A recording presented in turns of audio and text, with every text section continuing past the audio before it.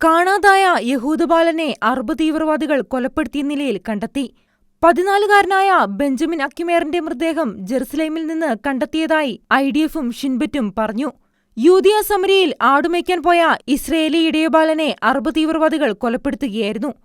കാണാതായ ഫാമിന് സമീപം സാബത്തിന് രാവിലെ അക്യുമേറിന്റെ മൃതദേഹം ബോർഡർ ഡിഫൻസ് കോർപ്സിന്റെ 636-ാമത് കോംബാറ്റ് ഇന്റലിജൻസ് കളക്ഷൻ യൂണിറ്റ് പ്രവർത്തിപ്പിക്കുന്ന ഡ്രോൺ വഴി കണ്ടെത്തുകയാണുണ്ടായത്.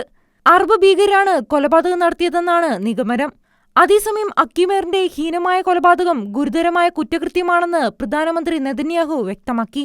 കൊല്ലപ്പെട്ട ബാലന്റെ കുടുംബത്തിന് ഹൃദയംഗമമായ അനുശോചനം അറിയിക്കുന്നതായും ഇസ്രയേൽ രാഷ്ട്രത്തിലെ പൗരന്മാരെ ദ്രോഹിക്കുന്ന ഏതൊരാൾക്കും ലഭിക്കുന്നതുപോലെ കൊലപാതകികളെയും അവരെ സഹായിച്ചവരെയും പിടികൂടുമെന്നും നെതന്യാഹു കൂട്ടിച്ചേർത്തു.